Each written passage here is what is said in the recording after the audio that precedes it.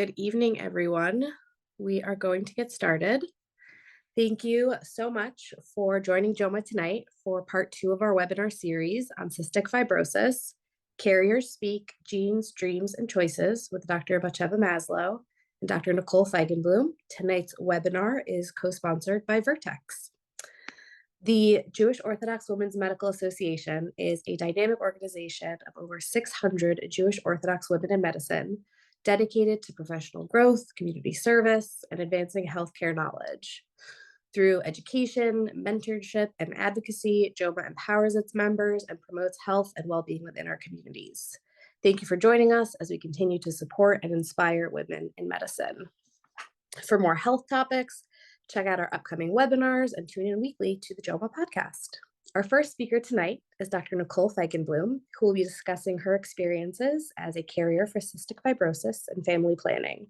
Dr. Nicole Feigenblum is a second-year obstetrics and gynecology resident at Hackensack University Medical Center with a keen interest in maternal fetal medicine. She previously served as the co-chair of the JOWMA Women's Health Committee, where she dedicated herself to community education. As a cystic fibrosis carrier, Dr. Feigenblum is a passionate advocate for early carrier screening for all, recognizing its vital importance in proactive healthcare. Following Dr. Feigenblum, we will hear from Dr. Bat-Sheva Maslow, who will be discussing the clinical aspects of carrier screening and fertility. Dr. Bat-Sheva Maslow is a double board certified reproductive endocrinologist and infertility specialist practicing in New Jersey. She has a passion for fertility education and a special interest in proactive fertility preservation for single women. She lectures and writes on the intersection of Jewish life and reproduction and is frequently called upon as an advisor for questions related to hilkhot niddah. Following these presentations, there will also be an opportunity for questions. We ask that they are kept general, and we will be answering those later. Dr. Feigenblum, take it away. Hi, everyone. Thank you so much for coming to this two-part event, but this part specifically, it does mean a lot to me. This is something that I've talked at length with definitely my husband, but also my friends and family have been pretty open and honest about this entire process. And I think it's really important to share what I've experienced and all the things that I've learned through this process for carrier screening for everyone in general, irrespective of whether or not you're already dating, married, single, whatever it might be. Understanding your carrier, if you're a carrier for any genetic diseases, is important for yourself in order for family planning in the future. So I will be briefly talking about, I'll start first with how I found out I was a carrier, how my husband found out, and kind of like what our thoughts were in that moment. And then Dr. Maslow will kind of continue with the technical aspects of everything that I'm talking about. So I was in college. I went to University of Maryland, and as a freshman, I knew that I was already interested in the field of medicine. I wasn't 100% knowing that I wanted to go like the medical school route, but I was already really pretty interested. And at at campus, they were actually offering free genetic screening for the first like 200 like students that signed up, and obviously something that is free on campus. I jumped at the idea of it, and also just someone that was interested in medicine and possibly obstetrics and gynecology. I knew that this is an important thing to just know about for myself. Being an Ashkenazi Jew, you are at increased risk for several genetic disorders, so I thought it was important. I did my screening in freshman year. I was not dating. I was single as can be, and my results came back, and I found out that I was a cystic fibrosis carrier. That definitely gave me pause. I did a lot of research on my own. What does a carrier mean? And through the company that I did the screening with, they actually had a genetic counselor that called you, so you didn't just get the results, and they were able to kind of explain a little bit of it, but obviously I did my own research as well.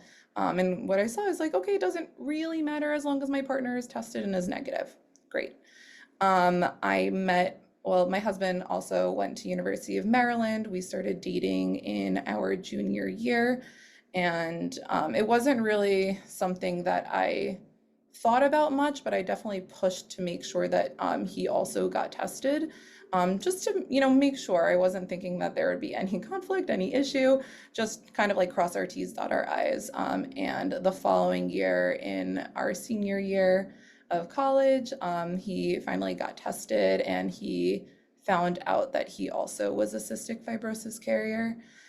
We were actually both we did it through the same organization, so we were both on the, they can like link you, so that they are able to pull up your genetic testing with their genetic testing and compare it. So they were able to have somewhat of a genetic counselor meeting with the two of us, at the time that he got his results, and just kind of explain, given that we are both carriers and we had the same exact genetic mutation, so it was obviously Shayach, um, that like we have a 1 in 4 chance of having a child with cystic fibrosis and 50% chance of a future child if we conceive naturally, for being a carrier. So in my head, knowing that I was already going to medical school, that I kind of had this background knowledge of what a 25% chance truly meant in the medical field, I knew automatically that like using reproductive technology like IVF was going to be vital in order to do that pre-genetic testing. Explaining that to someone that doesn't understand medicine in the same way that I did, I think was difficult, because it felt like it was somewhat of a one-sided conversation, in that like I was pretty adamant and saying like, no, this is the only way, it doesn't make sense any other way. It was like I felt like I was like the medical professional talking to a patient, but that's very much not the case. So having a conversation where like it was an equal conversation, and like we were able to ask thoughtful questions, and talk to each other openly, was really helpful. We got engaged after we graduated college, and during our like Khatan and Kala classes, like this was definitely something that we discussed with our respective individuals. And what was very important for us was making sure that we had an appropriate form of contraception, because we really didn't want to get pregnant naturally, because of, again, that 25% risk. So again, we knew that IVF was definitely something that was in our cards, but the timing of which was very much dependent on finances. It was very much dependent on my schedule being in medical school. And I will talk a little bit about all of those decisions and thoughts at a little bit later. I don't know if I missed anything, Dr. Maslow. Okay, before I get into that, one question I want to ask, I think that people might want to know, did it ever cross your minds to not get married once you knew that you were both carriers? No, and I don't think it would have changed my mind if I knew sooner. Like we were already dating for over a year. At that point, we already knew that we wanted to get married, wanted to share a future with each other. I don't know that it would have really made a difference, because I knew that, like, yes, it makes the path and the way that we would have a family different and more difficult in some ways. But it also didn't change anything about like feelings and like having a connection with someone, which I mean, to me is very important. And I hope for many people it's very important. Obviously, if like we knew, it's a good question. Like if I knew if he had a sticker on his forehead that said cystic fibrosis carrier when we first started dating, I don't Or know. before you had started dating at all? Yeah. I don't think it would change. I also didn't, it wasn't like we were set up, like we met as friends. So I think that's also a little different if like you're getting set up and you have carrier screening to look at. Okay, so I'm going to take a step back. Thank you, Nicole. That was, a wonderful story. I've heard it from Nicole before, so I know that she's really a champion for carrier screening and some of the things we'll talk about in terms of, family building when it comes to partners who are both carriers. But I'm going to take just a quick step back and kind of fill in the gaps from a clinical standpoint about carrier screening and specifically about cystic fibrosis. So cystic fibrosis, maybe some of you know this already, or maybe you heard it in in the earlier webinar, but cystic fibrosis itself is a very serious lung disease. It's caused by an autosomal recessive mutation, meaning that both parents have to carry the mutation. In order for, generally, you get the mutation, you inherit 2 copies of the mutation from one from each parent. And if you only inherit 1 copy of the mutation, generally those are people who are unaffected, and we call them carriers. So every person's going to have 2 copies of the mutation, one that they inherited from their mom and one that they inherited from their dad. So Nicole and her husband each have 1 normal copy of the CFTR gene, or the cystic fibrosis gene, and they have 1 mutated copy. And if they were to, when they are making offspring, those, if you remember from like 9th grade biology, when you made Punnett squares, those 4 genes will associate with one another, and there are 4 potential options, 2 of which are carriers, like the parents, so they have 1 mutated copy and 1 normal copy. 1 that's going to have no mutated copies at all, they will have inherited both normal copies, and 1 out of the 4 that will have inherited both mutated copies. So that's where you get the 25% of all offspring on average are going to be affected by the disorder. The cystic fibrosis carriers are relatively common in the Ashkenazi population. It's like about 1 in 2,000 Ashkenazi Jews will be a carrier for cystic fibrosis. It's the most common population to carry cystic fibrosis. It turns out that it's also relatively common in just sort of the general Caucasian European outside of the Jewish community. So it's slightly less common, but it's like 1 in 2,500 to 3,000. And then in other populations, it's very, very rare. So it's much less common in African and African American populations, in Southeast Asian and East Asian populations, much less frequent. But in the Ashkenazi Jewish population, it's pretty common. There are more than 1 mutation. You can have several different, which of the base pairs is mutated can be, so there's several different sort of flavors of the mutation, even though they all kind of cause the same disorder. And so when you think about carrier screening, one of the things that's important to know is that you're getting a carrier screen that's going to cover pretty much as many, if not all, of the potential mutations of the disorders that you're looking for.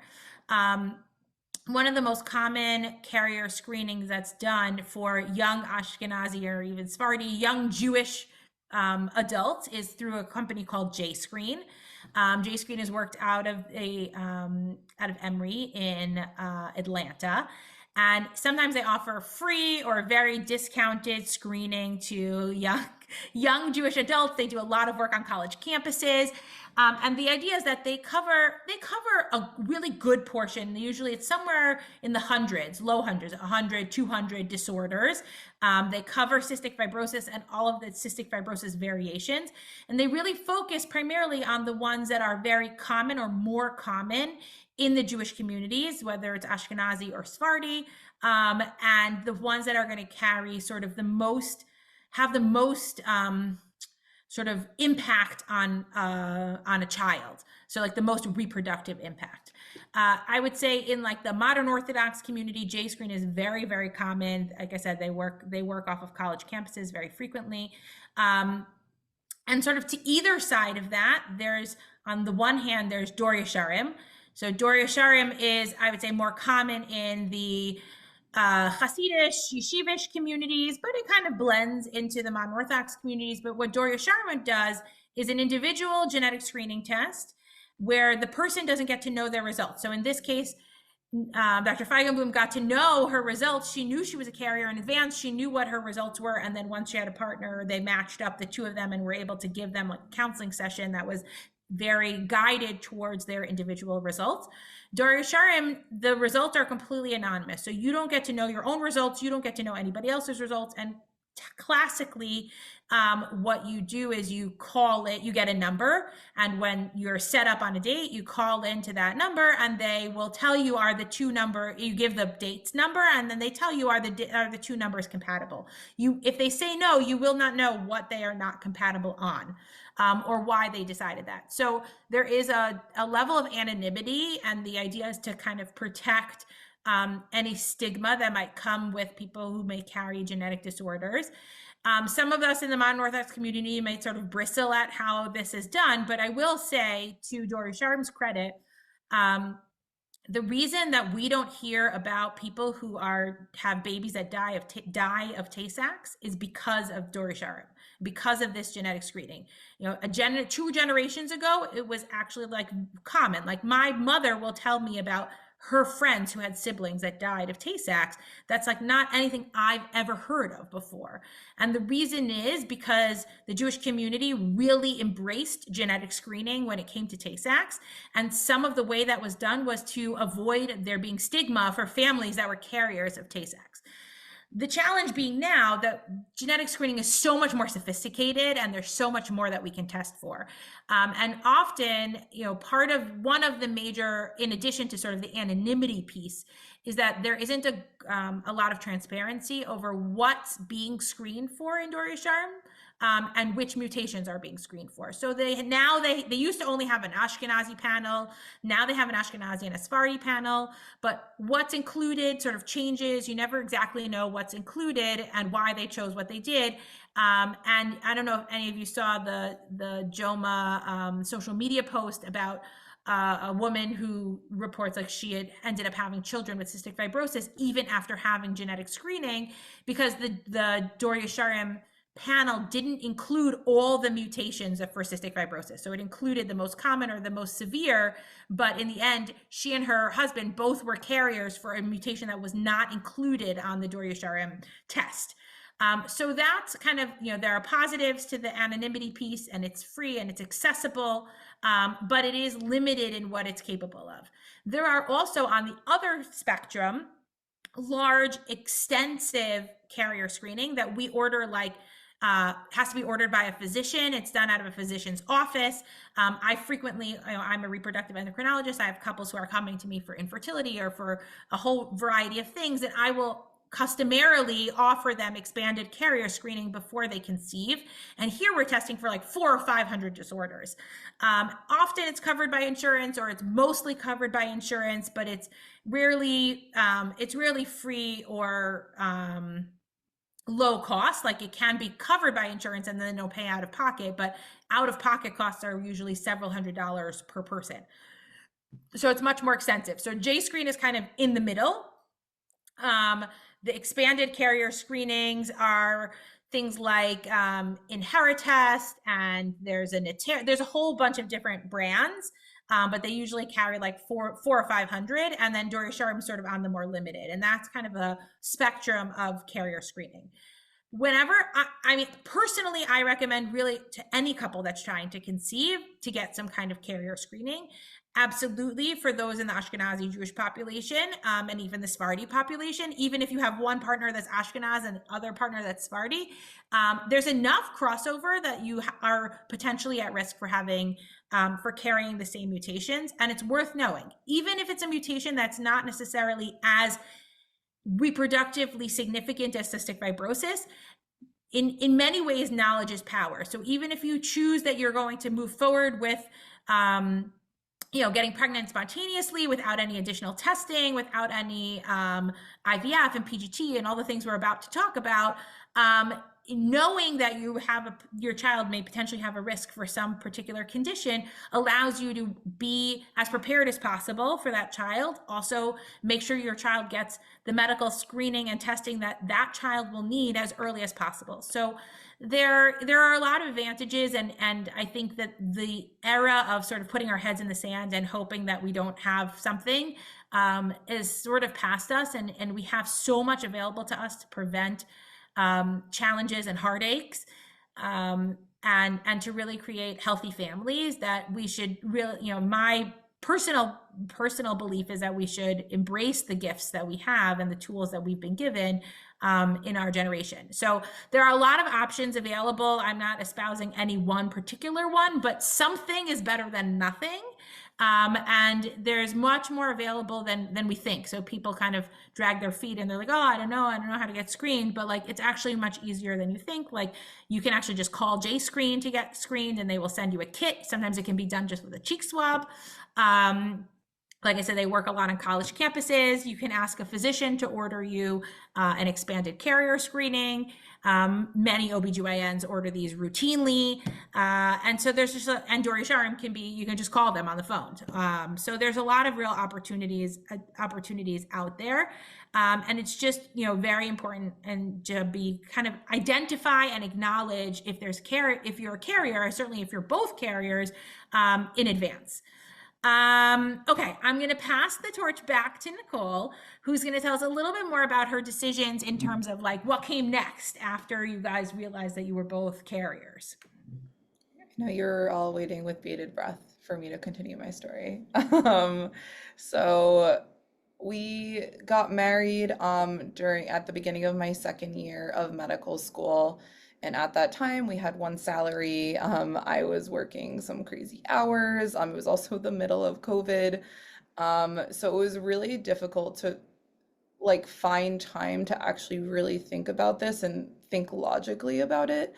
Obviously, I wanted to try to prepare as much as possible before starting residency. I knew at that point that I wanted to do obstetrics and gynecology, and I knew that residency would be many hours. My schedule wouldn't be my own. My time wouldn't really be my own in the same capacity as I would have with medical school. So I knew that I wanted to try to set myself up for success as much as possible before starting residency. With that said, finances definitely played a factor because going to a provider like Dr. Maslow does not come the cheapest because insurance in our country just doesn't cover that type of care in the same way that I would love all patients to have coverage. And we knew that, again, thankfully, or at least we didn't think that there was any issues with fertility. So timing didn't really matter as much with regards to fertility for me, but it mattered in times of like my schedule with residency starting, and I knew that I would be in residency for 4 years. So a little bit of background with regards to my husband. We were looking, we said, you know what, if like 4th year, we're just gonna like try to figure this out, set ourselves up for success and try to get it done before then. My husband started a new job in February of my 3rd year of medical school. And what we found out when starting that job is one of the benefits would be after working there for a year, they would cover X amount of dollars a year for any type of fertility treatment. Now, that doesn't mean that they covered everything, but they covered a significant amount and a significant portion of the care that would be needed that is not covered by insurance, which was huge. So instead of starting to kind of think about things at the beginning of my 4th year, I kind of pushed it off to a little bit later because I knew I would have coverage, and like finances, it matters. And if that means that you're pushing things off 6 months, I think for me that was really important. So we had a consultation before that time period started, and Dr. Maslow is actually my REI, so I can vouch that she is a wonderful provider. And we met to kind of plan it out so that I had an understanding of what the timeline is on her end and what my timeline would be, because we knew that it would be so limited. And what I learned, which I did not know much about, okay, like I thought I was doing IVF, great, I'm doing IVF, we're gonna do some testing, and then we'll have little like embryos and everything will be great. There is actually a lot more that goes into it with regards to the female workup that needs to be done. There's lab work, there's ultrasounds. There's also a workup that needs to be done on like your husband's end to make sure that there's no issues with like sperm or with his lab work or whatnot. And then there is also the idea of making a probe that is specific to your genetic carrier mutation. So I thought of it as like a puzzle piece, that they have to create a puzzle piece that is a probe that will be made before your embryos are created in order to test those embryos against the genetic mutation. In order to do that, you need to send your lab results and your genetic carrier screening information to a lab, and they have to create this probe for you. Now that is not covered by insurance. There is like an X amount dollar that it is done, but once you have the probe, you can use it for life. which is my understanding. So we knew that this wouldn't be covered by insurance. This wouldn't be covered by my husband's work. So we said, you know what, we have to put in some money at this point. Like, we'll do it before, so that again, when February came, we could kind of hit the ball rolling. And that's really what we did. Once February came, we were able to fill out all the paperwork and start making sure that, like, timing wise, we started when we could. And we were able to do one cycle, and we got eggs, we got embryos, they were tested. I would say that after the egg retrieval, and Dr. Maslow will talk about like the nuts and bolts of it, I got information about how many eggs were retrieved. The following day, I got a call saying how many eggs were mature, and then mature and fertilized. Yes, I knew something. I missed something. And then about 5 days later, I got a call saying how many of those embryos were still present, or still like able to be frozen and tested. And then about 2 weeks after I found out how many embryos I had that were tested, I got the call giving me the breakdown of how many of those embryos were free of any carrier status or cystic fibrosis, how many were carriers, how many were affected by cystic fibrosis, if there was any other genetic abnormalities, specifically with regards to any chromosomal abnormalities like trisomy 21 or Down syndrome or any other any other chromosomal issues that they test for. And now we have embryos, or as I call them, little guppies, in a freezer that are waiting, which for me is exactly what I needed and what I wanted going into residency. I didn't want to put pressure on myself to try to figure that part out, because the process of an egg retrieval is a process versus, and Dr. Maslow will talk about this, versus an embryo transfer. Transfer is a little bit less time consuming with regards to like the amount of medication that you need to take, the follow-up that you need to have on like a day-to-day or every other day basis. So for me, this is exactly what I needed. It would be nice if I had more time to actually think about family planning and all of those things in residency, but I know that I have like this reassurance, this amount of like embryos that I have that are saved and that feel safe to me to use. So that, I don't know if I have any other things to say, but I think that's it so far. Okay, that was great. So thank you, Nicole, first of all.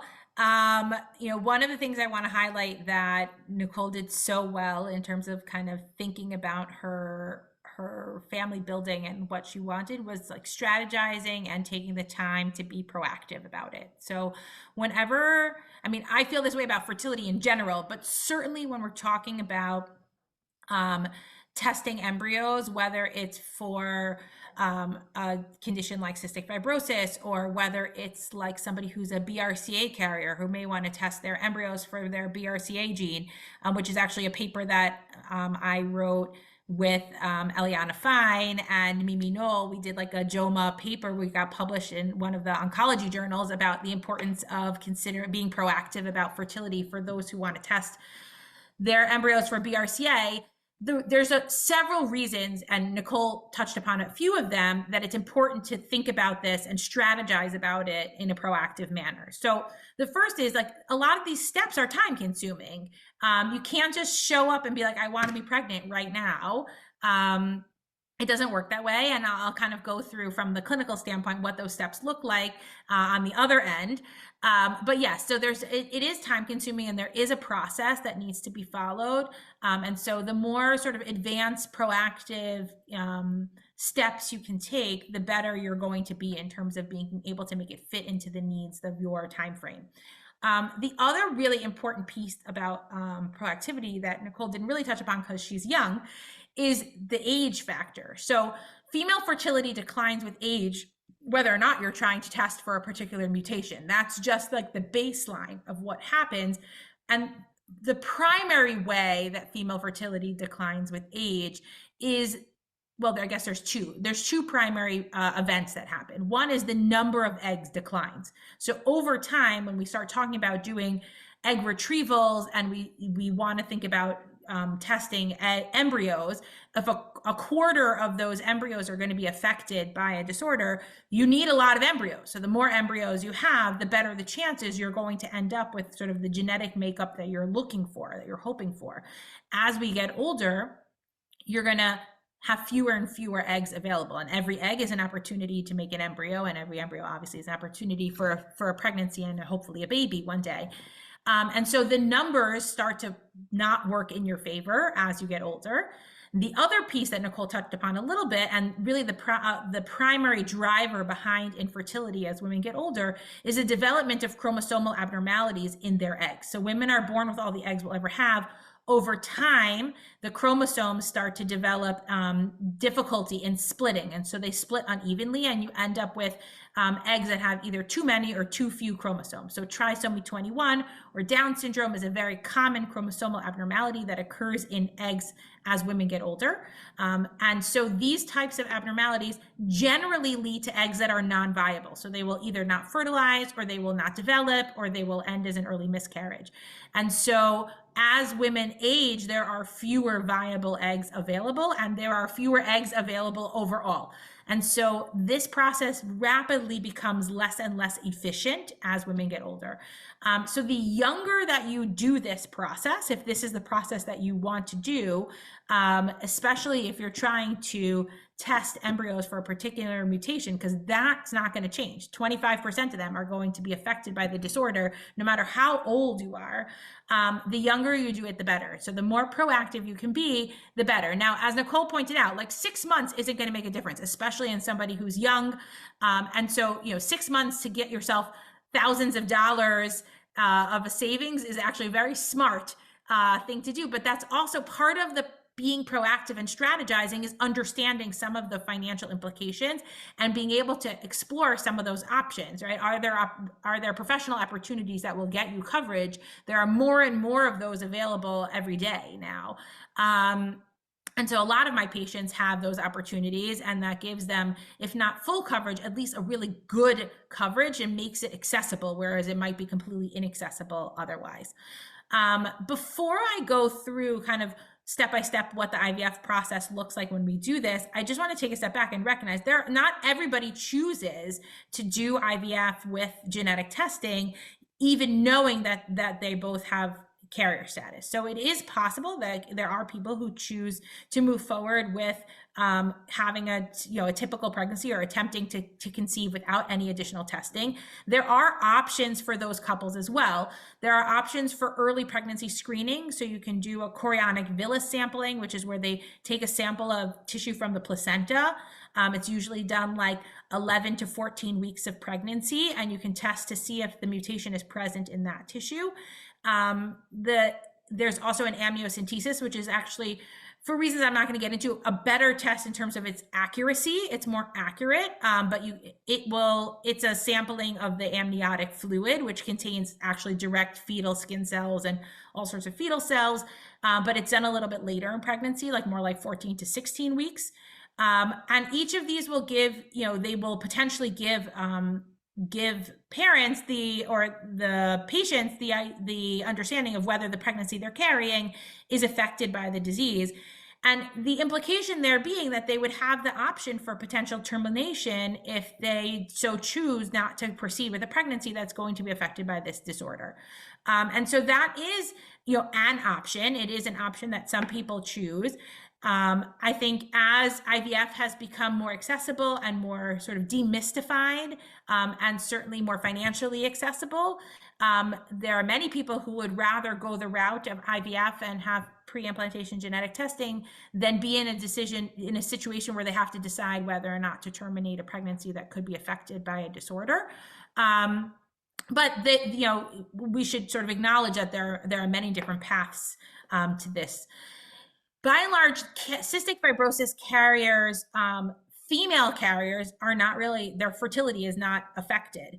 It happens to be that male carriers of cystic fibrosis, some, not all, can be affected by something called congenital bilateral absence of the vas deferens, which means that they don't have a vas deferens, which is what carries sperm cells into the ejaculate, so that they essentially have no sperm in their ejaculate. They actually are not fertile, and they wouldn't be able to conceive without IVF regardless. And so there are times I've had in my career, there are times where I've diagnosed men as cystic fibrosis carriers because they showed up for infertility screening and had no sperm, right? We kind of went the opposite way. But it is worth noting that in men who are carriers for cystic fibrosis, there's a possibility they may need IVF regardless. And what we do is we actually, in those cases, they have surgical aspiration of the sperm, because there's no connection between where the sperm is created and how it gets out of the body. So there needs to be sort of a surgical aspiration. But once we're able to extract sperm, the sperm is normal and healthy. They just they're sort of missing a tunnel that connects it out. And so, but those are men who would have needed IVF anyways.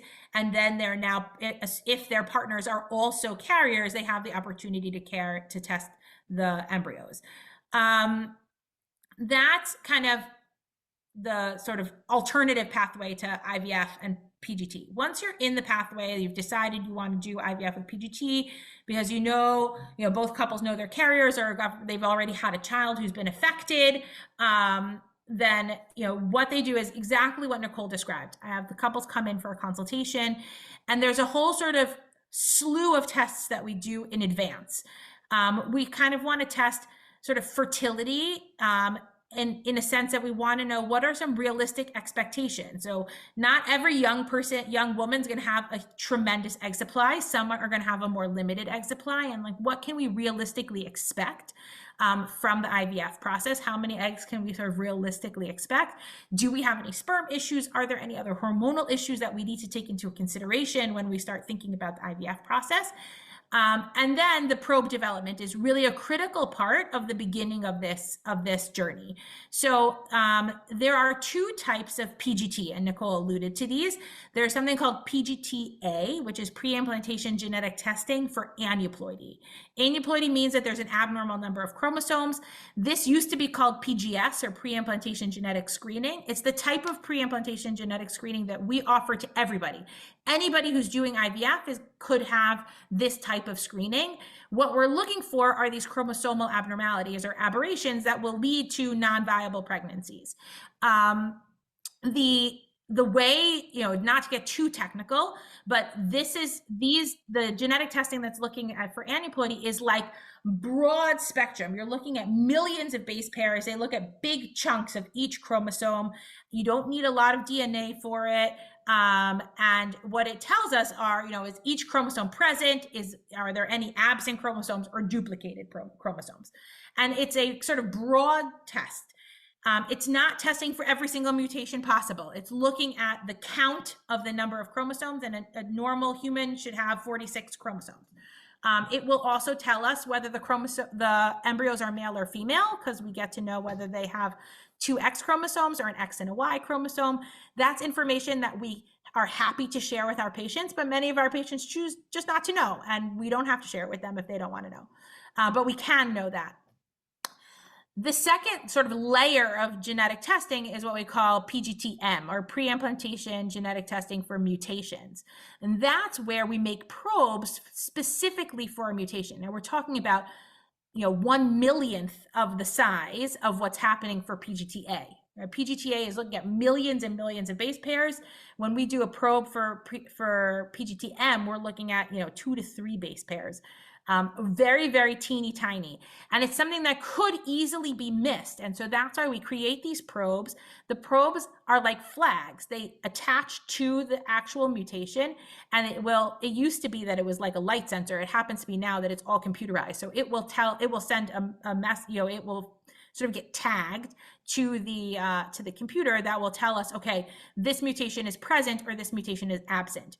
because there's crossover in DNA, so when an embryo is made, it's not like it takes one whole chromosome from the man and one whole chromosome from the woman. There's like crossovers that happen to different parts of the chromosome. And so what we do when we develop these probes is actually take, we call them SNPs, so they're nucleotides, polymorphisms. They're special sort of unique fingerprints of DNA that's like meaningless DNA, kind of filler DNA that's above and below the particular mutation that we're looking for. These are typically very unique to each person, so that Nicole's going to have different SNPs than her husband's going to have. And so the probes are developed, one for his mutation and the SNPs before and after that mutation, and one for her mutation and the SNPs before and after her mutation. Sometimes we need to build these probes, we need other family members in order to create more linkage analysis and make the probe even more successful. Meaning what we really want, we're less worried about the probe finding the mutation. We can feel very confident that if the probe said that the mutation is there, that it's like 99% sure that the mutation is there. What we really want to be sure of is that if the probe says that it's not there, that it's truly not there, and it's not just like it missed the attachment, right? That it was just an accident and it sort of missed the attachment. And so that's where we have to build these sort of extra fail safes, right? All these areas that are above and below the mutation allow us to say, okay, if this is present and this is present, but this is not present, then we know that the mutation is truly not present. And so that's how we build confidence in our probes. Now, cystic fibrosis is a relatively common mutation. And so in a good genetics laboratory, they have an entire library of cystic fibrosis probes at this point. And so they can adapt a probe from the library and tailor it specifically to each couple. So that process takes a few weeks to months. It used to be that these, if you have a mutation that's very rare that isn't in the library, it could take 3 to 6 months to create the probe and test the probe and make sure that it's like ready for use. For something like cystic fibrosis, where that's very common, it's much less. Sometimes it takes a few weeks rather than a few months, but it's definitely a process, and it's something that is worth having done in advance. And Nicole is right. Once the probe is developed for the couple, that couple can use the probe for the rest of their lives. So I have couples who carry mutations, and they come back, child after child. If they aren't able to get, sort of create their whole family in one IVF cycle, they may have a child, they may come back 5 years later, do another IVF cycle, have another child, and the probe can just be reused over and over and over again. So that's kind of the beginning. Then once we're ready, we start the IVF process. The IVF process itself is actually 3 separate stages, which Nicole described very nicely from the patient's perspective. The first is the stimulation in order to grow the eggs before the retrieval. That usually takes about 8 to 12 days. It's medication. It's probably the most intense part of the whole process. The medication are hormonal injections. We typically teach our patients how to self-administer them. They are the same hormones that the brain uses to regulate the menstrual cycle. So it's not something your body has never seen before. It's not anything foreign, but the body is sort of programmed to grow one egg at a time. And we want to overcome that program and grow as many eggs as possible, because the more eggs we have, the more chances we have. And like I said, a lot of this comes down to the numbers. And so the more eggs we can get, the better. And so the stimulation process is really meant to grow as many eggs as we can. We do a lot of monitoring because every person is going to be different, and we individually kind of tailor the entire process to how each person is responding. Once it looks like she's grown as many eggs as we think she's going to be able to, we set her up for the egg retrieval. The egg retrieval is a very minor procedure. It takes about 10 to 15 minutes to do. It's done with anesthesia. So we give our patients sedation. They fall asleep. They will not feel anything. They will not be awake for the process. But they're also not like completely unconscious like you would be for a true surgery. They're breathing on their own. There's no tube down their throat. The procedure is done with a needle into the ovaries, so there's no incisions, there's no stitches. Our patients usually wake up 5 or 10 minutes after the procedure is over, and usually like within 30 or 40 minutes, they're ready to go home. How patients react to the stimulation is very unique. Some people feel terrible, others feel great. I would say most people most of my patients will tell me that it is better than they expected it to be. I think most people expect it to be really awful, and it's generally not so awful. But you will feel differently. But most of the time, you should be able to go about your regular daily activities with limited restrictions, knowing that you're just not going to feel totally up to your normal self. And some people feel like amazing a day or two after the retrieval, and others, it takes like a full week, sometimes a week and a half, to like really feel back to their normal selves. But they will. All of this is temporary, and it passes. Generally, the more eggs you get, the more intense the feeling is going to be. But again, it varies from person to person. Part one kind of ends with the retrieval. Part two is exactly what Nicole describes. We take the eggs, we fertilize them. The eggs have to mature first, then they fertilize. It takes about a week from the time of the retrieval to the time that the embryos are ready for testing. There's just natural inefficiencies in human reproduction. We know that not every egg is going to mature, not every egg will fertilize, not every fertilized egg will be a fully formed embryo, not every embryo will be a baby. So it's like we start losing them pretty quickly. And again, the more we start off with, the more we're going to end up with at the end. And so at the end of that week, we call our patients, we tell them how many embryos are available to biopsy and test. And then we freeze the embryos, and it takes about 2 weeks for the genetic testing to come back. And then at the end, we get a report that tells us sort of the genetic makeup of the embryos. It will tell us their chromosome count. Are they chromosomally normal or abnormal? Are they male or female? And are they carriers? Are they completely unaffected? Or is it the embryo affected? So we get kind of a whole breakdown of the embryos. Once the embryos are frozen, they can remain frozen forever, essentially indefinitely. They're frozen at minus 196 degrees Celsius. There is no metabolic activity at all. It does not matter if they are frozen for a day or for a decade. The embryo will function exactly the same way. And so the third part, which Nicole alluded to, is the embryo transfer. An embryo transfer cycle happens like in a totally separate cycle. It can happen months to years later after the embryos are frozen. And it is a much less intense process. It's usually done within the confines of a single menstrual cycle. It can be done in somebody's natural cycle. It can be done with a programmed cycle where we know exactly the dates that we need to bring you in, and we know exactly the dates about when the transfer is going to be. And there's like pluses and minuses to either type, but they're essentially similar. And then the transfer itself is actually very anticlimactic. It takes like a minute or two to do. There's no anesthesia. We gently place the embryo inside the uterus. And then 9 days later, we do a pregnancy test. So that's kind of the rundown of the testing. Many times, those pregnancies will go, generally we expect those pregnancies are going to go on to be successful pregnancies and not necessarily need any additional monitoring. The conversation about whether to do additional testing, whether to do a CVS or an amnio even after doing PGT, is a conversation that people have, and it depends on which modality. The modalities for PGT now are much better than they used to be. So somebody who has embryos that were frozen and tested, 15 or 20 years ago might choose to do a CVS or an amnio to have this like confidence that their PGT was correct. Nowadays, I think that's less important, but it's certainly an option. People are given those options just to be absolutely sure. But that's, a conversation. It's not mandatory. But that's the idea. And, sometimes patients are lucky enough that they're able to do a retrieval and get lots of eggs and lots of embryos and make, all the embryos they'll ever need in one shot. And other times we need to do multiple cycles. And like I said, the older somebody is, the more likely it is we'll need to do multiple cycles. But by and large, it is an opportunity and a technology that has allowed us to have families in ways that we never would have thought of years ago. And it's really like an amazing bracha that we have this in our tool belt of things that we can offer patients. And I've had so many opportunities to work with amazing couples who have built beautiful families because of it. And so it's been very, very special. I don't know, Nicole, if there's anything else you want to add? I had a couple thoughts as you were talking, but Go ahead. I cannot remember any of them at this moment, but I will promise. This is what happens when you have two myself. OBGYNs at 9 o'clock at night. It's past our bedtime.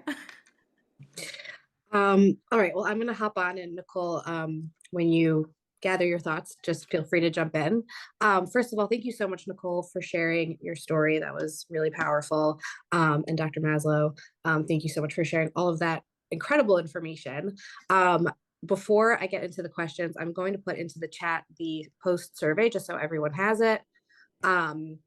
And to jump into the questions, because we have a few minutes left, just to clarify, somebody asked about Doria-Sharon, that perhaps is there a cost associated with Doria-Sharon, or is it free? We just wanted to I see that question. I'll be honest, I don't know. I mean, I think there was a time where it was free. I guess it might not be free anymore. It's been a long time since I guess I would recommend, checking their website. So that's a great question. Another question that came in is, what would you recommend, or what is your opinion on testing for diseases that don't show up until later in life? There's no known cures. Is there power in knowing? Is it worth testing to get on a clinical trial? Is there any, does that matter?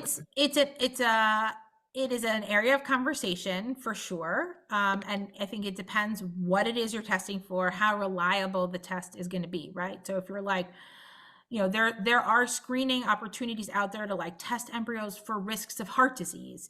But, there are many different causes of heart disease. It's not like there's one gene for heart disease. So what they're doing is they're taking like a genetic makeup and they're saying, oh, this embryo has some risk for this, or this embryo has some risk for that.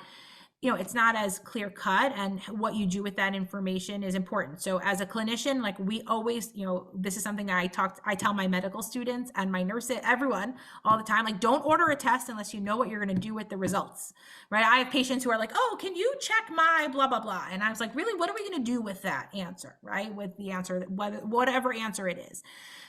So you always want to know what you're going to do with the test. So if it's going to be valuable to you, then it's something to consider. If it's not, it may not be. And, something, let's say, for example, like Huntington's disease, where it's fatal and it's a terrible, terrible disease, but it doesn't show up till someone in their 30s or 40s, is that something that you want to spend your whole life knowing is coming at you or not, right? And that's where like a good genetic counselor and geneticist and genetic screening, all of that, like there are clinicians and providers that are sort of dedicated to counseling people about those types of disorders. I see a lot of patients with BRCA mutations. This is something that is like an area of expertise of mine, and I think is becoming much more and more common. It also happens to be that women who find out that they are BRCA mutations tend to find out in their reproductive years, or they find out because they have an older mother, aunt, cousin. So it tends to be young women who find out that they are BRCA positive. And in families where they've been like ravished by the disease, they have many family members who have had breast cancer or ovarian cancer or pancreatic cancer. There is a really strong impulse to want to stop the impact of this mutation within their gene pool and their genetic line. And so that is something we do a lot. Now that's a little bit different than what we're talking about in cystic fibrosis in terms of preventing having a child with a life-threatening illness. This is sort of preventing the transmission of this mutation that could lead to cancer or some kind of disorder down the line. It's also a little bit different because it's autosomal dominant, meaning 50% of the offspring are going to carry the BRCA mutation.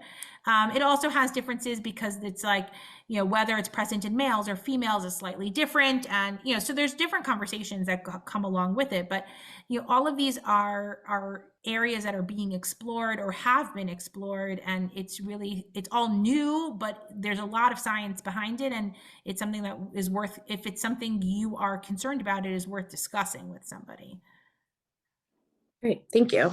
I will say that a few people have wrote in just on the previous question that there is a cost for Doria-Sharon, so definitely do your research on that. There is a question about what kind of risks are there associated with the anesthesia aspect of retrieval? I mean, you only hear about complications about it because those are the complications, right? Like any procedure that we do is going to have risks, but there are tens of thousands of retrievals that are done in this country. without any complications at all, right? So the denominator is extraordinarily high. So you're talking about, 1 in 10,000 or higher. It does to some degree depend where and with whom and what are the risk factors. Like there are some people who are going to be more depending on their health risks and their body mass and, what other medical problems they may have might be more at risk. But it is generally an extraordinarily low risk procedure. I mean, extraordinarily, both from the anesthesia perspective and from the actual surgical perspective. It is not free of complications or free of risks because nothing is, but it is generally an extraordinarily low risk procedure. And I think just to add on to that, as taking off my I'm a cystic fibrosis carrier hat, but as a provider, when I'm counseling patients, I talk about the risks in a real way, not to scare patients, but that so they understand that nothing is free of risk, and that you are doing something for yourself and it's very important, but just understanding there are hypotheticals and if things happen, the provider that is there with you, I hope that that they want the best for you and for your health and all of those things, but that you shouldn't just be glossing over risks when it's being discussed with you from an anesthesia perspective, from a procedural perspective in general, but I guess specifically for IVF. Thank you. Another question, I'm not sure if it's specific to cystic fibrosis, but does day screening only test for the severe mutations, or do they cover all 2,000 mutations? I mean, I'm not really here to plug JScreen, and you can go to their website and talk to them about and I think they all of these tests are sort of constantly evolving. So that's a specific question I would pose to them. But I think part of what I was trying to share is that there are a lot of options. And on the one hand, don't get bogged down into the different options of perfect is the enemy of good. Any one of these is better than nothing. But there are variations and there are gradations, and there's going to be different costs associated with them. There's going to be different sort of access. Do you have to go to a doctor? Do you not have to go to a doctor? Does it have to be blood test? Can it be a cheek swab? There are a lot of different options available, and it's just worth exploring them. And finding out directly from them. I'm not going to kind of go into the nitty gritty of each individual test. Right. When I did JScreen, I think it tested 135 genetic conditions, and I think now it's over 200 or over 300. And I remember when I went to Dr. Maslow for my initial consultation, if I'm doing this, should I do a more expanded, more the merrier, and do the 700 condition one. And really she sat down with me and she's like, Nicole, it is okay, you do not need that, or you can do it if you want to, but just because there's more conditions that are tested for does not mean that it's clinically relevant in sometimes. So having an appropriate genetic counseling discussion with your REI with a genetic counselor is also important, because you can make yourself absolutely bonkers and get bogged down by testing the embryo, testing yourself, testing your fourth cousin once removed. You need to do what is best for you, but at the end of the day, you have to somewhat trust the process and say all the testing that I have done has been appropriate, and as long as your providers are agreeing with you, then let it be a little bit. Especially as someone that's type A and does not like to give control to most people, it works. Yeah, I mean, generally these types of screening tests are meant to reduce risk, right? We're talking about risk. Everything has a risk and a benefit ratio, right? So you want to be able to reduce your risk of having a child with a genetic condition. So by having no testing, you've not reduced your risk at all. You have no idea what your risk is. By doing some testing, you've identified some of your risk or eliminated some, right? Decreased some of your risk because you say, okay, I'm not a carrier for these things. So some testing is better than no testing.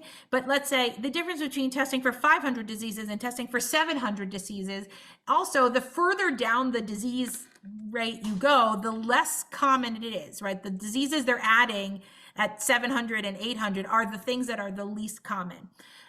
What's more important, and I think maybe what this questioner was asking, is the coverage for each particular disease.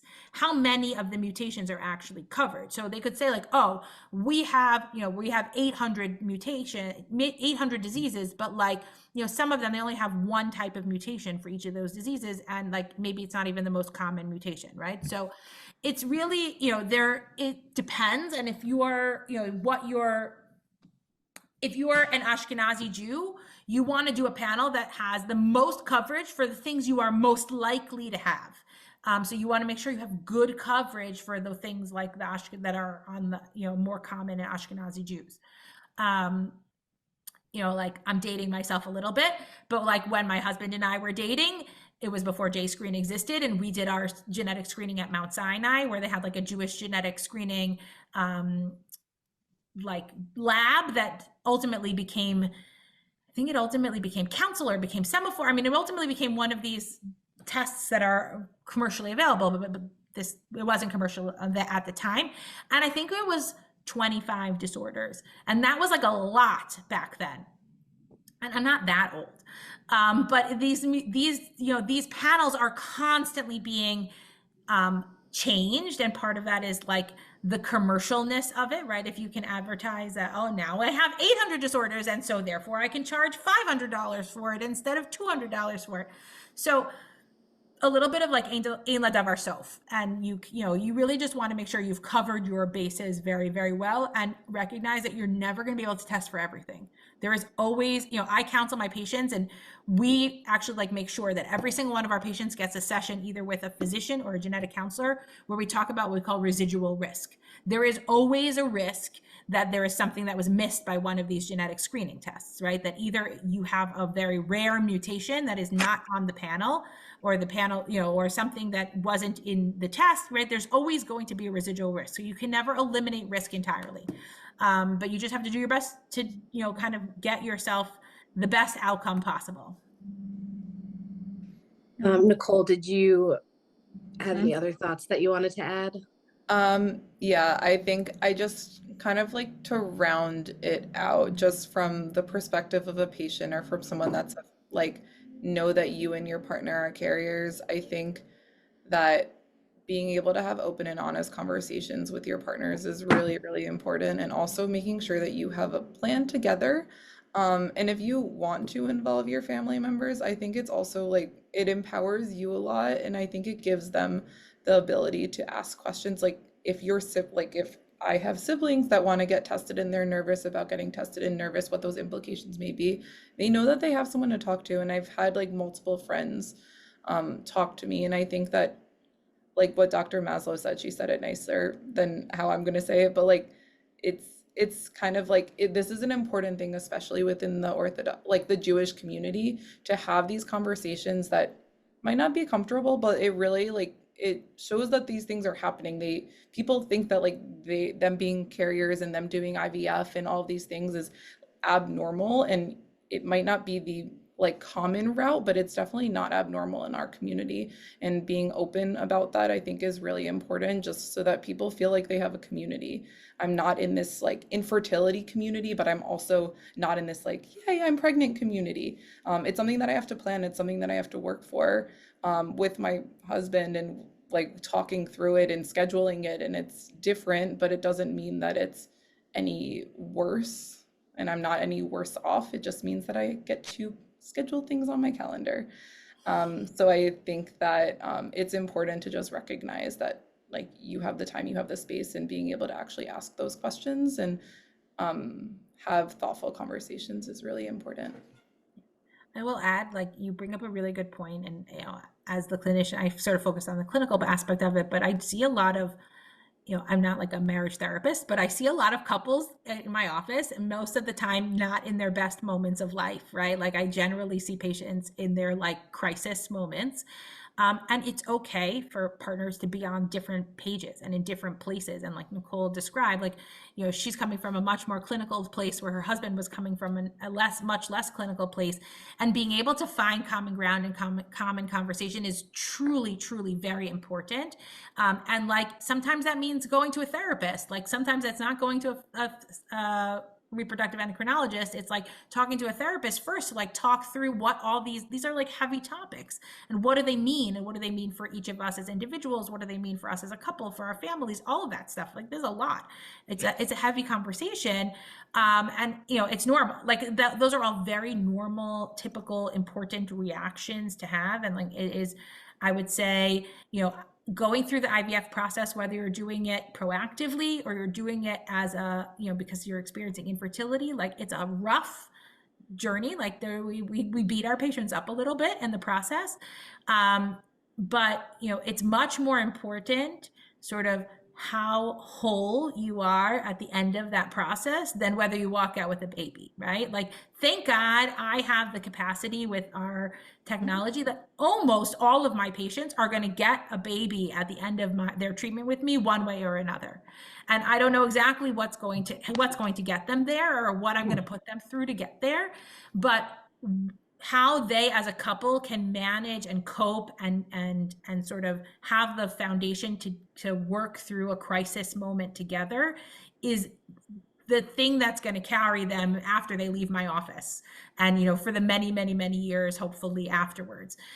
So those kinds of fundamental conversations start at the beginning, and I think it's beautiful how Nicole described it. Like, from the beginning, they were having these very important conversations, and that really sets up couples for success, especially in these types of situations. Like, they're not so straightforward, and it's complicated, and sometimes you feel really alone, like you don't necessarily know another Nicole who did this process already.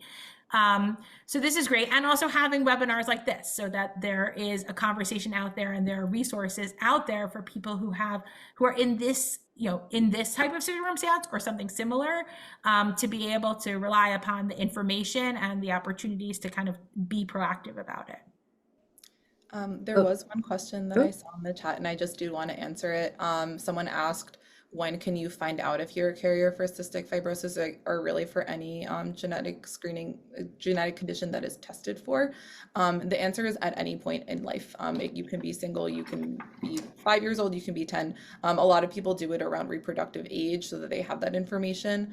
But you technically can do it when you're like 80 years old as well. So really at any point in your life. Yeah, I mean, parents can have their children tested for particular disorders. Usually it's under the context of, wanting to know if there's like a concern. But yeah, at 18, any adult can go and get the testing for themselves. Okay. Wow, that was incredible. Thank you both for sharing so much great information. And I think a huge takeaway is that the information is out there. There's resources out there. You've shared a bunch of them, and we hope that everyone will share this webinar with your network, your neighborhood, your community, so that we can kind of normalize screening and the infertility process. So thank you so much. I did see another question come in. I don't think we have time for it, but we will try to either respond in a private email. If there are additional questions, you can always email info@jowma.org, and we can try to direct it to the right person. Just a little bit of housekeeping. This webinar will go up on YouTube. Our previous webinar is available on YouTube for the cystic fibrosis discussion. Please fill out the survey by midnight tonight. We really want to thank Dr. Maslow, Dr. Feigenblum for being here. We want to thank Vertex, our co-sponsor for tonight. This was a really incredible opportunity. Again, if you have any other questions or you want to know more about JOWMA, check out our website, send us an email. We're here for the community. We're here for you. Thank you, everybody. Thank you so much. Have a great night. Have a good night. Have a good night, everyone.